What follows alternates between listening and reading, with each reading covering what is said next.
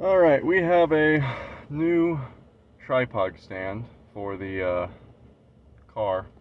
It is a thing of creatine to hold up my phone while we are out in the field.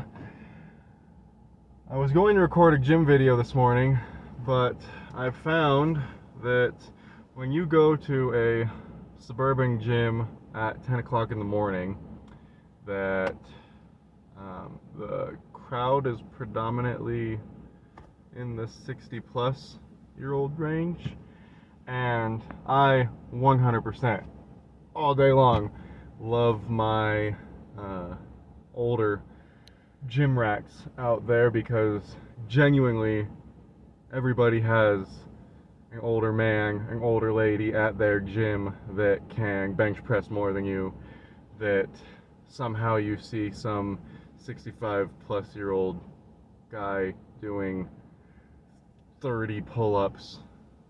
I don't know. It is a motivation, inspiration. It reminds me how much I suck. All that to say, I was going to record a video this morning, but I'm not really comfortable recording, especially in busy gyms. It'd be one thing if I was at like a kind of younger setting and all that, but everybody knows when you go into a gym that has an older crowd in there, you're going to end up having a conversation for a while. Respect your elders. Talk to them.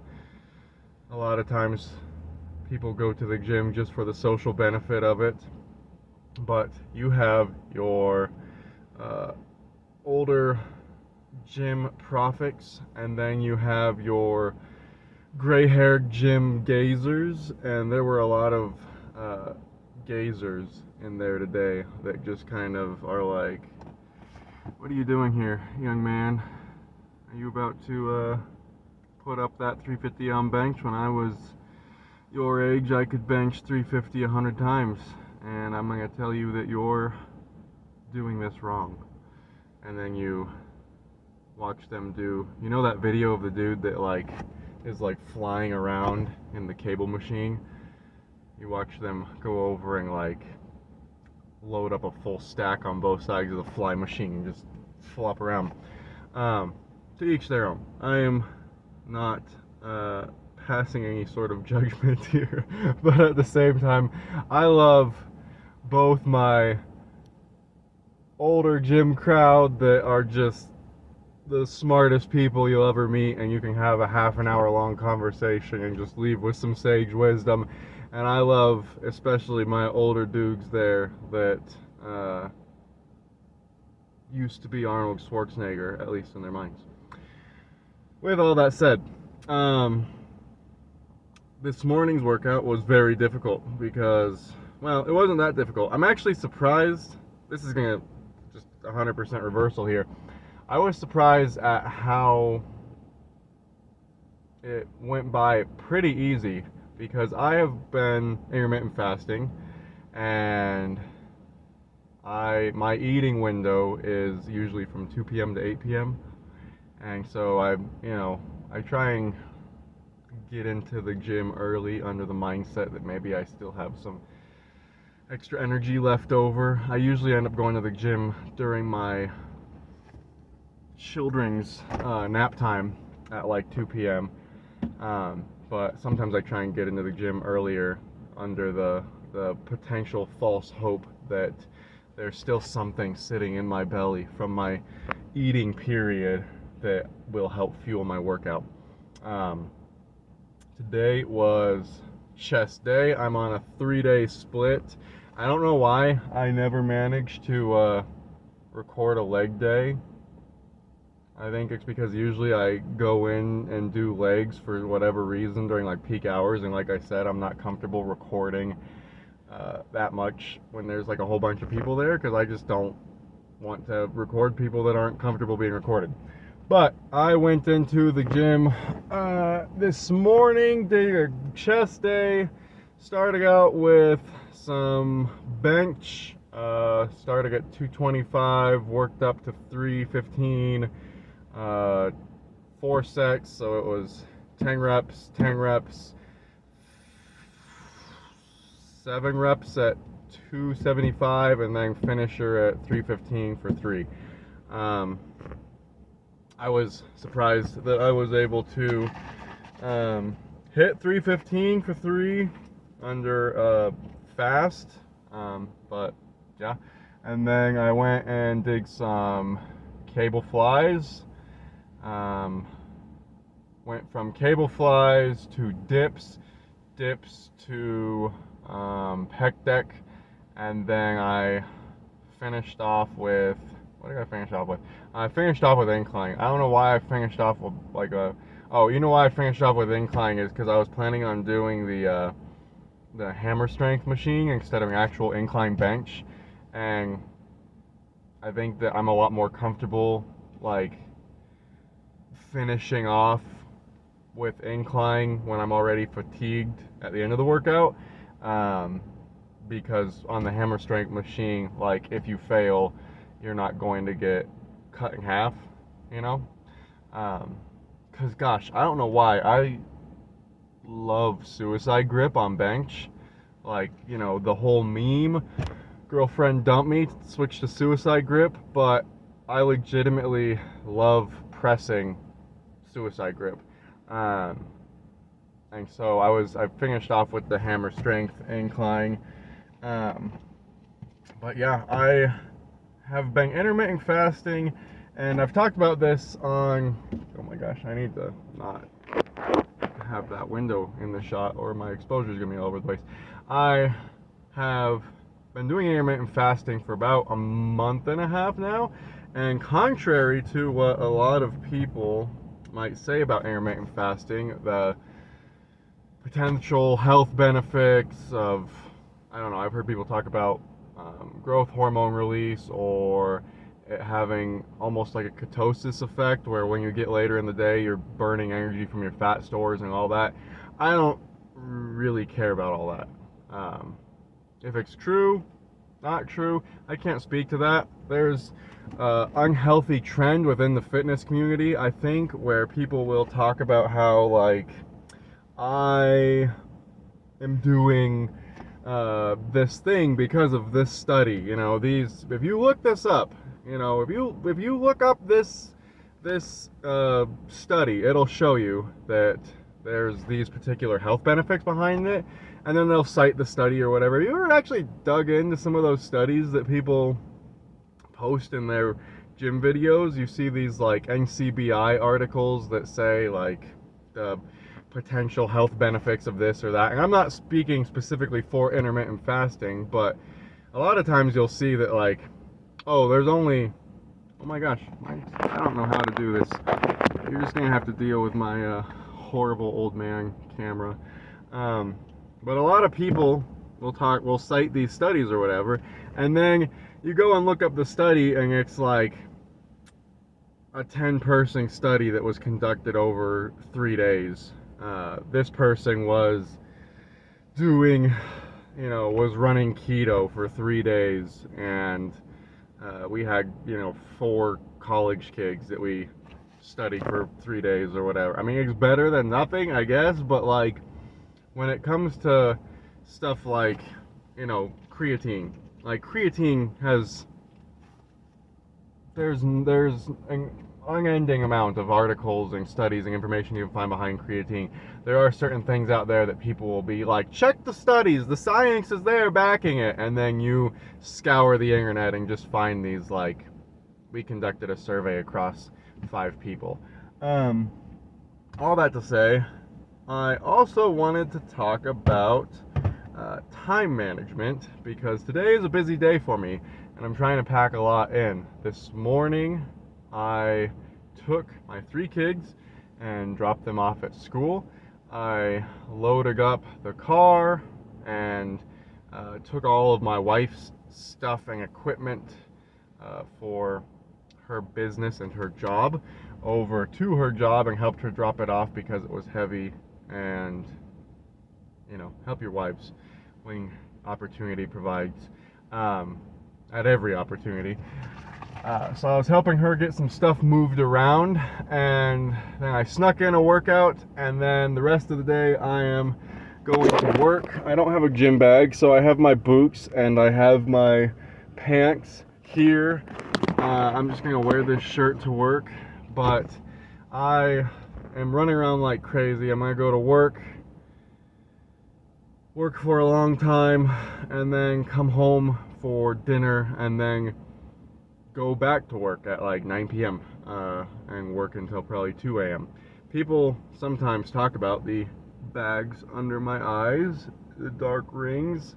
I look like a raccoon, and that is why I'm going to be talking about time management, and I'm going to be talking about time management in an ideal situation, because sometimes life gets so busy and crazy that you just can't help it.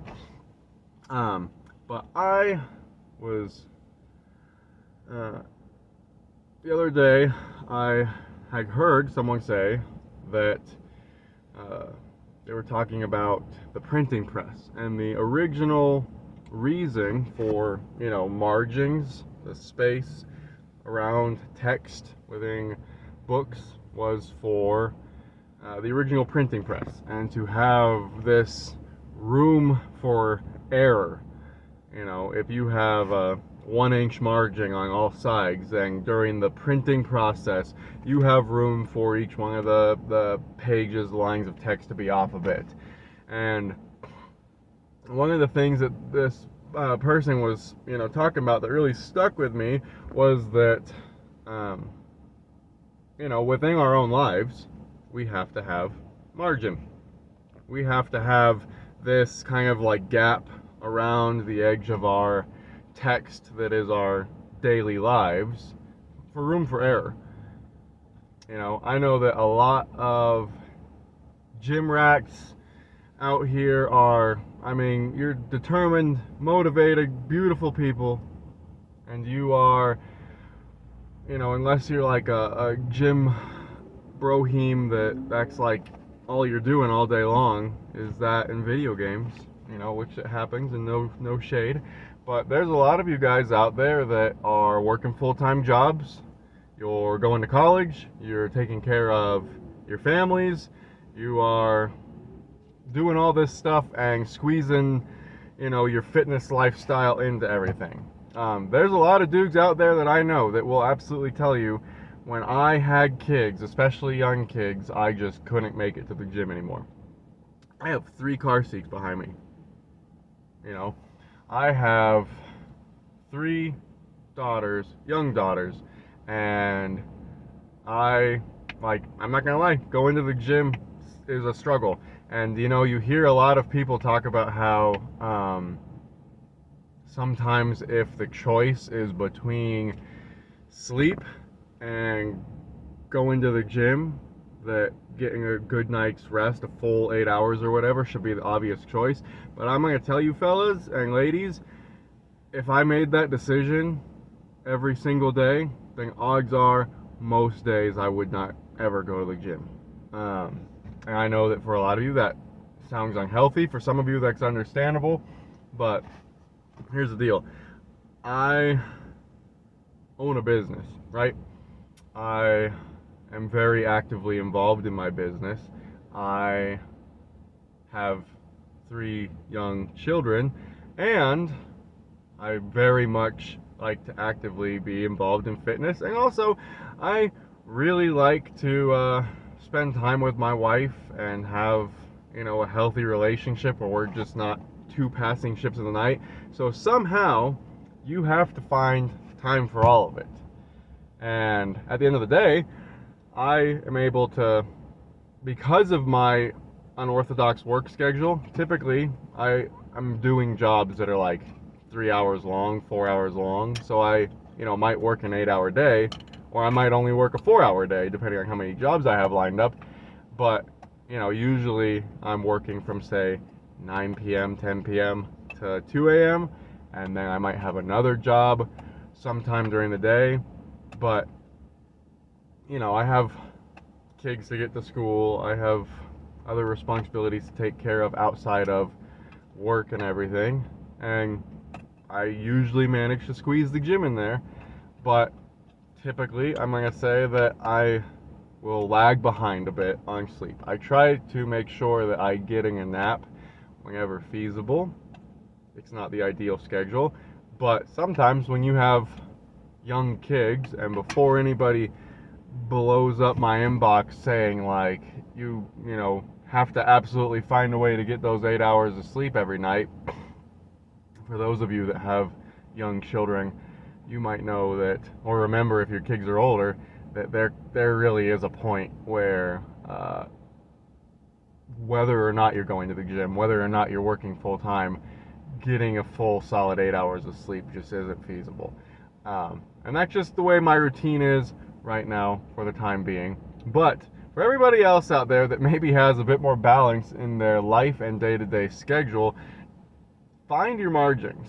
Like I make sure that I carve out time in my day to spend time playing and engaging with my kids. I make sure that I spend time in my day to carve out time to spend with my wife, to go to the gym, to take personal time and all that.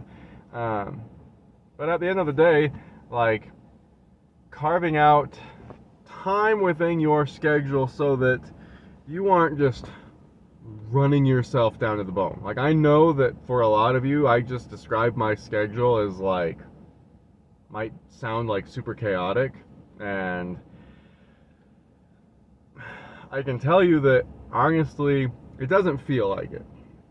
Like, there are some days, sure, where like, transporting around 3 kids feels hectic and chaotic in the moment, but at the same time, I also have a lot of downtime.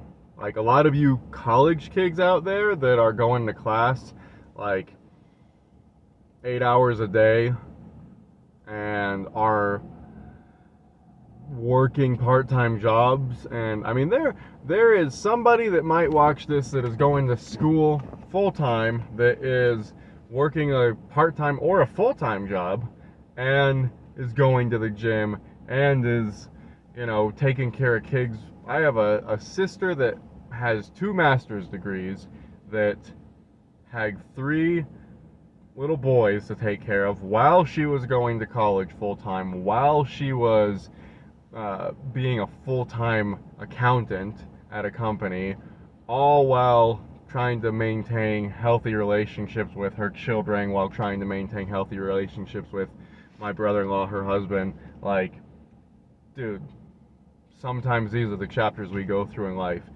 But at the end of the day, the most important thing is what we don't talk about very often, especially as men, although I see a lot of stuff on the internet nowadays of people discussing this very topic: mental health. I find that for the most part, the fitness community is incredibly encouraging, uplifting. I started the video talking about our, the older guys and girls, ladies, women that go to the gym, and like, if you want to talk about an encouraging and uplifting group of people, like the seniors at the gym, if you go and find yourself a couple senior buddies at the gym, you're going to have somebody to talk to every time you go to the gym. I mean, like, the gym can be your sanctuary for where you just stick your headphones in and go at it, or it can be your place where you make lasting friendships. I have a buddy of mine that I met like 6-7 years ago, or however long it's been, at the gym, and he's been in some of my workout videos, and he, like, I don't, like, very rarely does a day go by that I don't talk to him. We work together very regularly, and that's just kind of one example of the friendships you make at the gym. And like, I have a half dozen people in my contact list that I'm regularly talking to that are people that I met at the gym, and probably a lot of you do too. So find those healthy relationships. But also, I want to tell you guys and gals that if you have friendships, there's different degrees of friendship. Some friendships, this might sound confusing, some friendships are just for company and entertainment, and that's fine. Where the level of discussion is, shallow, you joke, you hang out, you go do fun things together. That's great. I love those friendships. But at the end of the day, you also need to have friendships where you talk about your mental health and how you're feeling.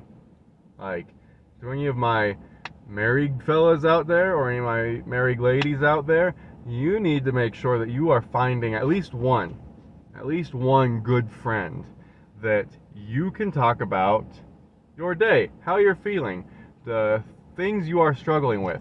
And fellas and ladies, if you have a friend that is that person that you are talking to and they are not giving you sound advice, then you need to make sure that you're keeping track of what places you're getting your advice from too.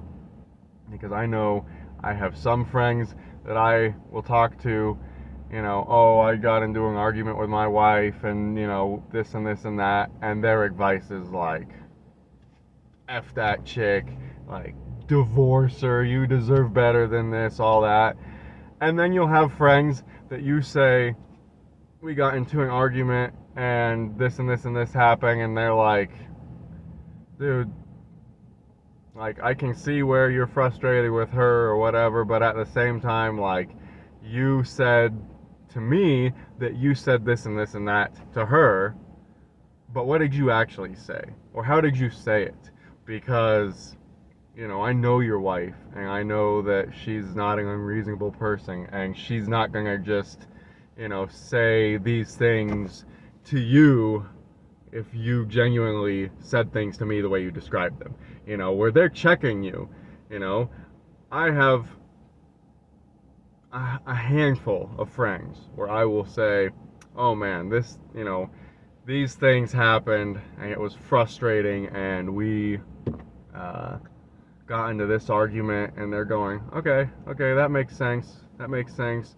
So, do you want me to listen and just empathize with you, or do you want me to give you help and advice? Sometimes I'll genuinely say, I just want somebody to listen. Cool, great. Sometimes I'll say, I want some advice, I guess. I don't know what I'm doing wrong here. And then they'll break it down like, you need people to tell you when you're wrong, not people that spend time. There's a big distinction between people that criticize you all day and, like, people that criticize you all day are not friends. People that tell you when you're wrong, if you are genuinely asking for advice and guidance, that can see your situation from another perspective and tell you when you're wrong. That is a very, those are the healthy friendships you need to be looking for. It is okay to have shallow friendships that are just built on bonding and playing video games. And I know that there's, like, the meme of, like, we're gonna be manly men that just act like Ron Swan singing, the best friend I ever had is, the dude whose name I never learned. We just, worked out next to each other in the gym all day long or whatever. But at the end of the day, like, taking care of your mental health is so important. We are in such a day and age where people are struggling, people are hurting. We came out of COVID, the economy is messed up, but everybody's pretending like it isn't. Everything's getting more expensive, but everybody's having a hard time, making by. Like, people are struggling in their relationships. The dynamics between men and women are still, people are having a hard time in their relationships and friendships and all that. Like, there's a lot of stuff going on. And taking care of your mental health is so important. It's so important. And having those healthy friendships, at least one, where you can just vent and talk about, like, what you're going through. Dudes, men especially, like, it is 100% okay to be vulnerable. It is 100% okay to be vulnerable. I decided one day to just kind of live life like an open book.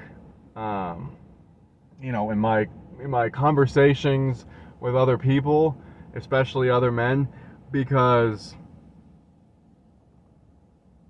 if you are open to a degree, like not airing out your whole life story, but if you're open with other people, you will often find that it encourages them to feel more comfortable being open, and you can start making those friendships where, if you see your buddy is struggling, or they very obviously are feeling off, like, ask questions.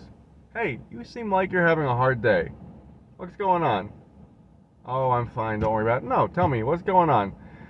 Oh, well, I got into an argument with my mom, or, my girlfriend, my wife, whatever. And I, just tough. I had a death in the family. I had this, I had that. Okay, do you want to talk about it more? Like, don't just shut people down either. If you want to have people that are allowing you to vent to them and be a shoulder to lean on, or shoulder to cry on, or whatever, then you need to be that person for others. You need to involve yourself in other people's life as far as they're comfortable. And sometimes you need to push the boundary of comfortability, because especially with men, or at least from a man perspective looking at other men, it's very difficult to have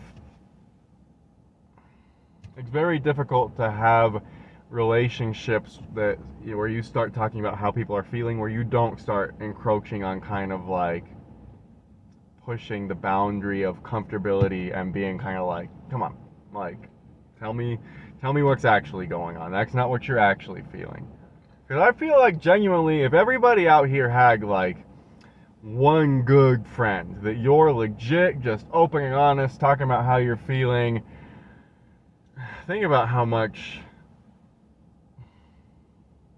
like, there's a lot of people that end up doing very long-term and damaging things that can't be undone because they feel isolated and alone. And I know that working out, to get back on track to fitness, I know that working out is usually really like a beneficial thing for your mental health, de-stressing, all that, good for your hormones. But at the same time, like, if you're making gym bros, a lot of people are in the gym for a reason.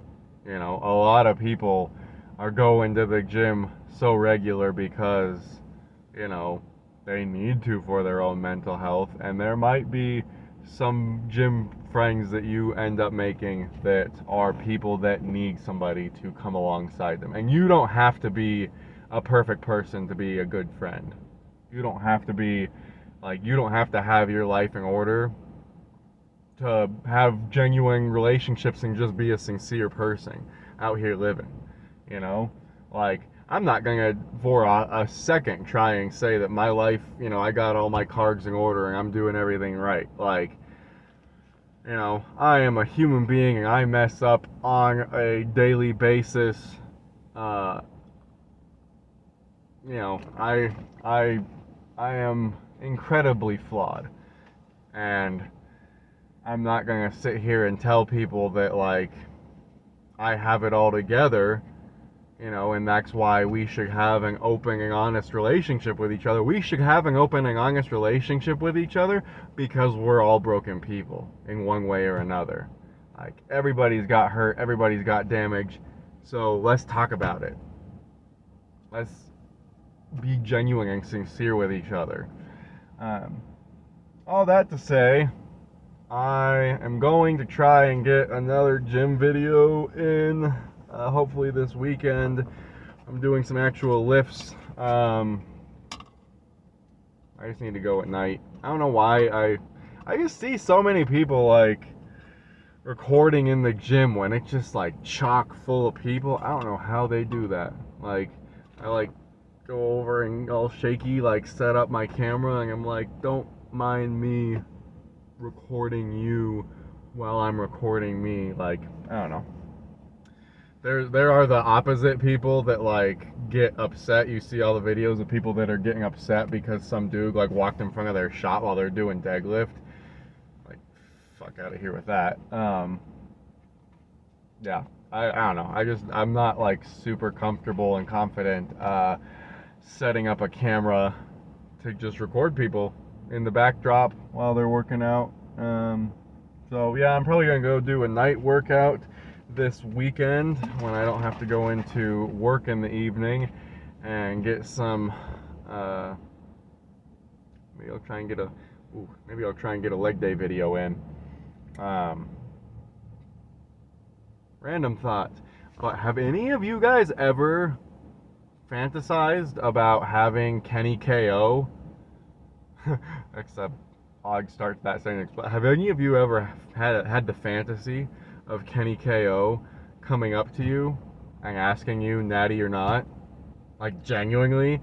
Like, I know that there's a lot of people out there that like don't like Kenny KO and think that, you know, whatever. But like, legit, I sometimes think like if Kenny KO came up to me in a gym and was like, hey man, I gotta ask you, natty or not? And I'm like, natty? He's like, really? I mean, yeah, shucks. Like, that would, and oh, if you okay, here's a fantasy situation for you. This is, I don't know why all these bodybuilders get all mad about it or whatever, but this is a fantasy situation, I think, for half the gym racks out there. Kenny KO comes up to you and says, natty or not, and you're like, nah, I'm natty. And then he's like, really? And then you see him post the video, and all the comments are like, some people just can't be honest with themselves. I don't know why these people have to lie about it. Like, if Kenny KO asked me if I was natty, and I told him yes, and then all the comments on the video said like, this dude is so full of shit, look at this dude lying through his teeth, I would die inside with happiness. Like, I look jacked enough that not only do people not think that I'm natty, but like all these people on YouTube are going like, this dude is full of shit, why does he have to lie to us 2023? Like, that would make my day. I don't know about you guys. There's some natty people, there's natty lifters out there that get butthurt when people accuse them of steroids. There's unnatural lifters out there that get butthurt when people accuse them of steroids. And then there's, you know, like, I don't know. I feel like if someone came up to me and like really was insistent that I wasn't natural, eventually at some point it would become flattering. Like, all right, man, like, I don't know what to tell you. I am natural, but like, thank you so much for not believing me. Like, if I tell somebody that I'm natural and they're like, look at those biceps. No, there's no way. You gotta be running train, you gotta be running something, test, all that. Like, no, 100% me. This is all me. No, I don't believe you. There comes a point when someone being like super insistent that you're not natural is like super flattering. Like, legitimately, if Mike O'Hearn is natural, I would be, I don't know why he gets so butthurt about people saying he's not natural. If Mike O'Hearn is 100% natural, then I would be so flattered that the world at large is just like, dude, seriously, like, the time to end the facade is up. Because I'd be like, me? You are just this insistent that I'm not natural? Like, that is flattering to me that you think that like my physique that I have built on my own could only be achieved. Like, there's no way you could achieve this unless you're a superhuman or running like stupid amounts of gear. Like, that would flatter the heck. Anyway, random thought. Somebody let me know. I know there's a lot of people out there that talk about intermittent fasting. Somebody let me know if you think that using creatine that is fruit punch flavored while you're intermittent fasting, that is only sweetened with sucralose, will knock you out of a fast. Because I've seen like really conflicting information there about like artificial sweeteners and all this.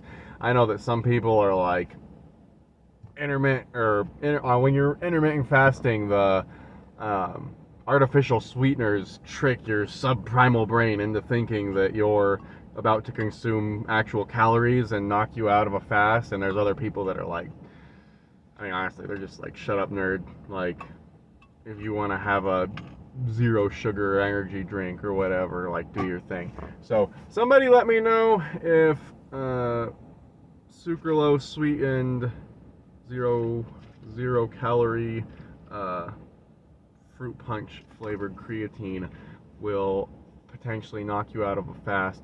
Not that I really care. And I know that I kind of hinted at this at the beginning of the video and then got lost on a tangent, but I am not intermittent fasting for the benefits of intermittent fasting. I don't care about those.